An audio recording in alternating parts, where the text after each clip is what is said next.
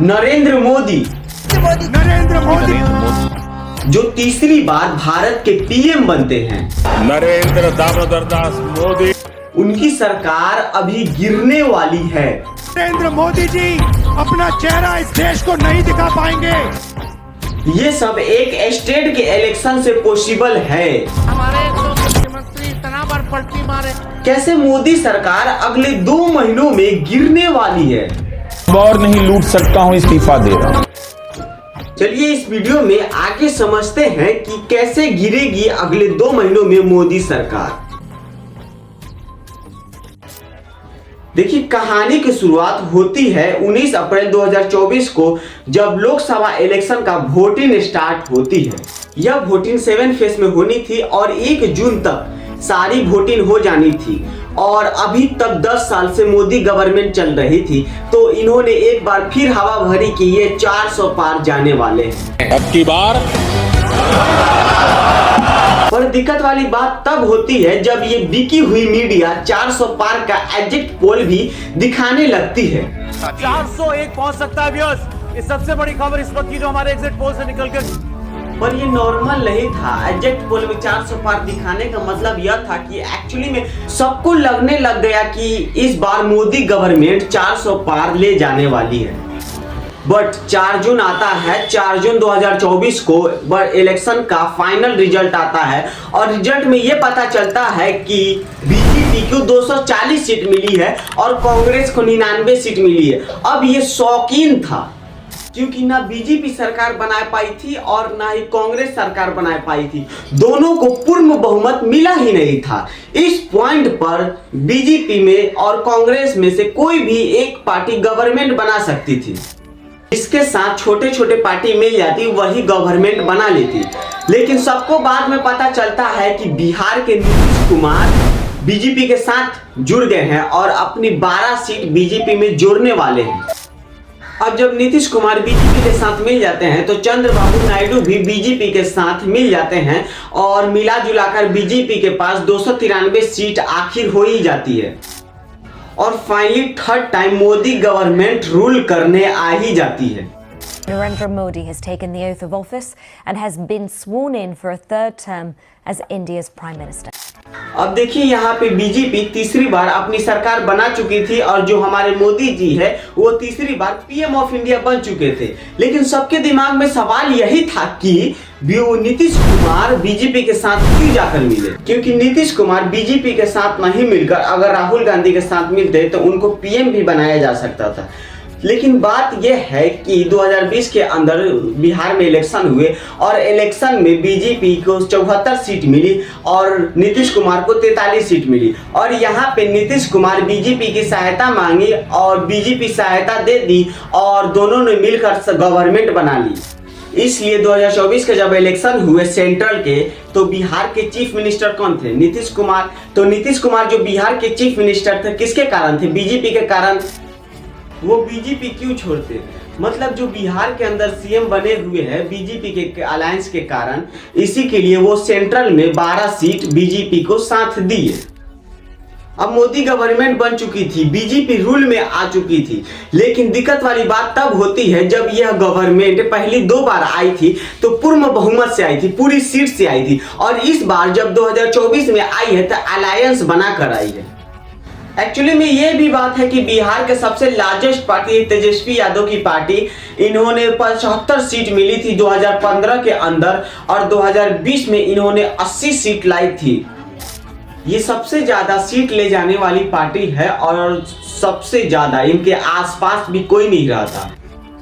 और तेजस्वी यादव के साथ है कांग्रेस महागठबंधन। कांग्रेस के पास 19 सीट है और मिला जुला कर दोनों को मिला जुला कर टोटल 110 सीट हो जाते हैं। बट कॉमन बात यह है कि 2019 में मोदी गवर्नमेंट को 303 सीट मिलती है। ये इतनी ज्यादा थी कि राहुल गांधी उसके बाद डिसअपॉइंट हो जाते हैं और चले जाते हैं, कांग्रेस की लीडरशिप छोड़ देते हैं। बाद में 2020 के अंदर बिहार में इलेक्शन होते हैं और बिहार के इलेक्शन में सेंट्रल का इतना इफेक्ट पड़ता है कि मोदी गवर्नमेंट को 53 नहीं बल्कि 74 सीट मिलती है और कांग्रेस को 27 नहीं बल्कि 19 सीट मिलती है। मतलब यहाँ पे मोदी गवर्नमेंट की 21 सीट बढ़ जाती है और कांग्रेस की 8 सीट घट जाती है। और जो कांग्रेस सेंट्रल में बिहार के अंदर और नॉर्मल स्टेट में कोलैप कर चुके हैं और यहाँ पे सबको लग रहा था कि कांग्रेस पार्टी खत्म हो गई, बट यहाँ पे पूरा पासा ही पलट जाता है। 2024 में ऐसा कमबैक करती है कांग्रेस कि इनको डबल सीट मिलता है 2019 के कंपैरिजन में, और 2019 के इलेक्शंस के कंपैरिजन में 2024 में इनको 99 सीट मिलती है सेंट्रल के अंदर।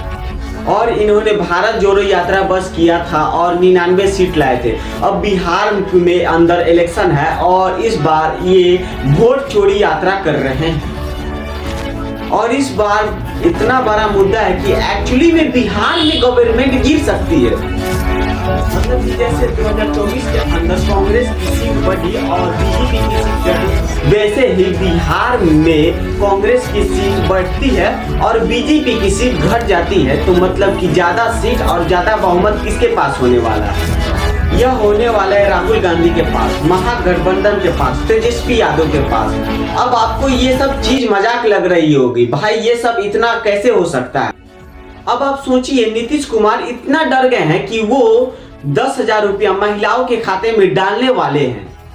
इतना पैसा डालने के बाद एक्चुअली में ये पूरी गवर्नमेंट गरीब हो जाएगी, इनके पास फंड ही नहीं रहेगा।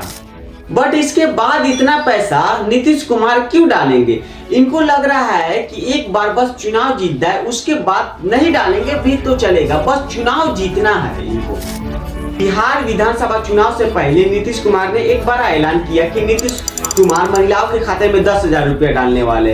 ये इसलिए डालने वाले हैं कि इनको लग रहा है कि इनकी सरकार गिर जाएगी और बीजेपी के वैसे भी सीट कम होने वाली बिहार के अंदर और कांग्रेस की सीट बढ़ने वाली है। लेकिन इससे बिहार में चेंजेस हो रहे, बिहार में इलेक्शन हो रहे तो बिहार में चेंजेस होंगे, नीतीश कुमार की सरकार गिर जाएगी। लेकिन इससे सेंट्रल में क्या इफेक्ट पड़ेगा?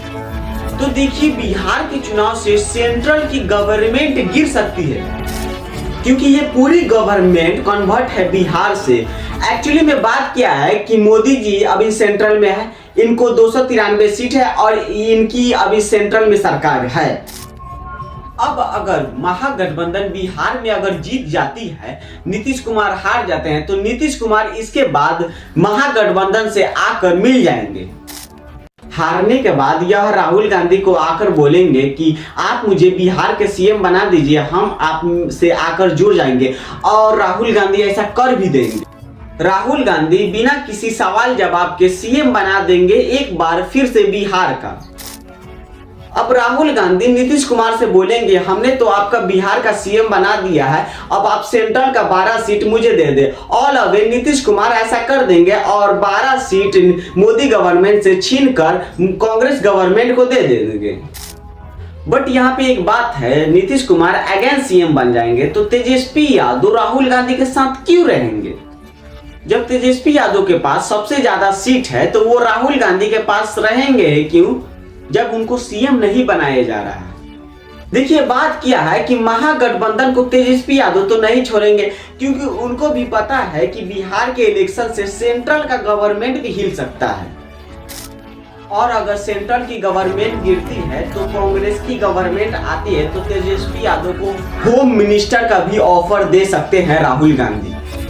तो इसका मतलब यह है कि बिहार के अंदर महागठबंधन जीतती है तो नीतीश कुमार महागठबंधन से मिलकर सीएम ऑफ बिहार फिर से बन ही जाएंगे।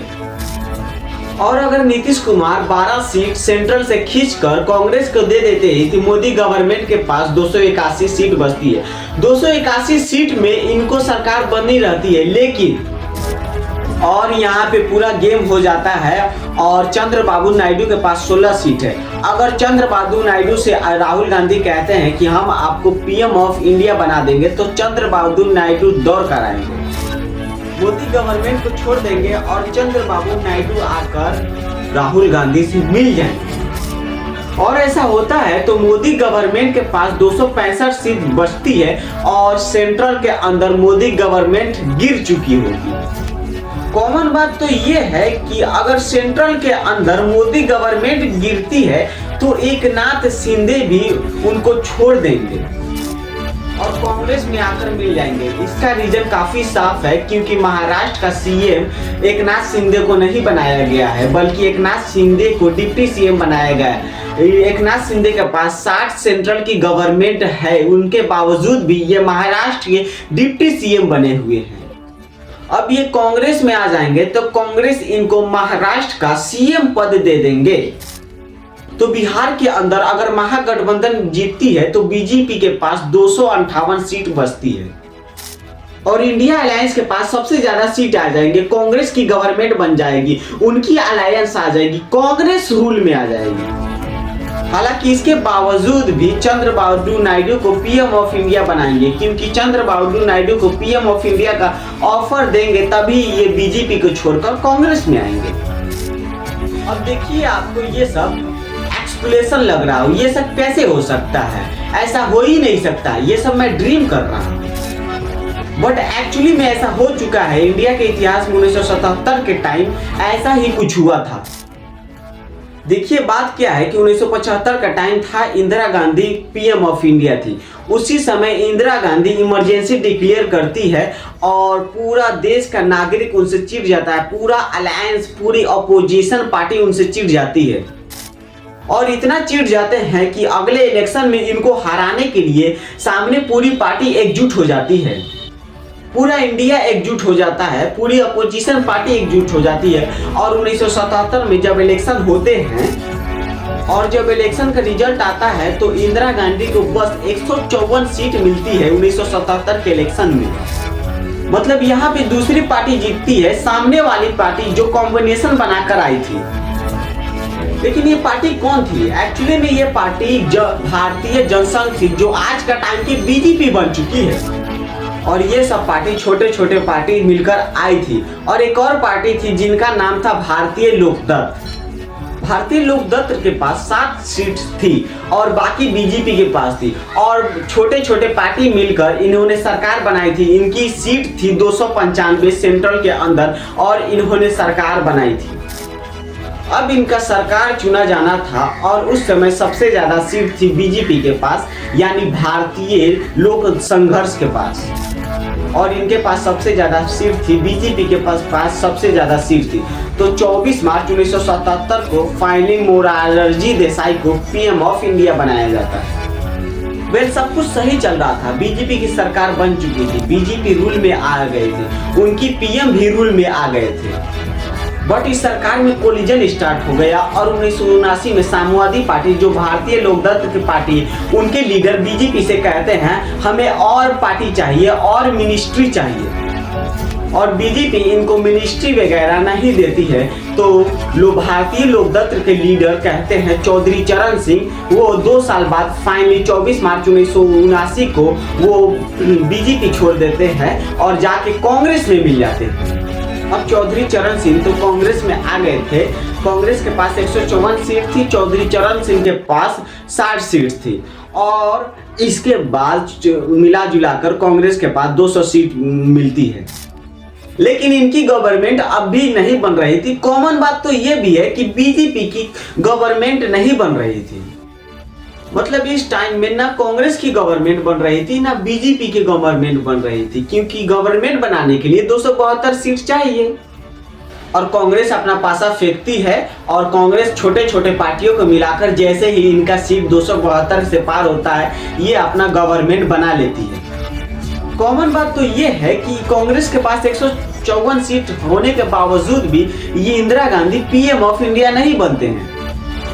बट यहाँ पे सबको लगता है कि Indira Gandhi PM of India बनेगी, लेकिन Indira Gandhi PM of India नहीं बनती है। यहाँ पे पीएम ऑफ इंडिया बनाया जाता है चौधरी चरण सिंह को। और चौधरी चरण सिंह इसलिए बीजेपी को ही छोड़ कर आए थे, क्योंकि कांग्रेस इनको लगातार कह रही थी कि हम आपको पीएम बना देंगे, आप बस कांग्रेस में आ जाइए।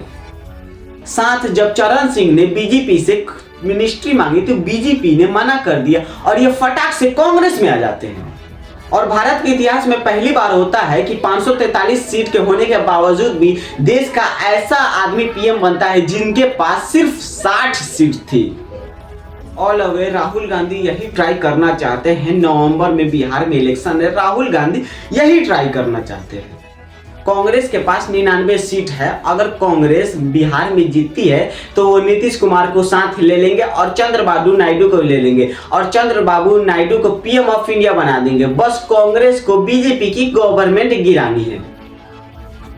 आपको क्या लगता है कि 1979 के जैसे नवंबर में 2025 में क्या गवर्नमेंट मोदी गवर्नमेंट गिर सकती है और कांग्रेस आ जाएगी? कमेंट सेक्शन में जरूर बताएं।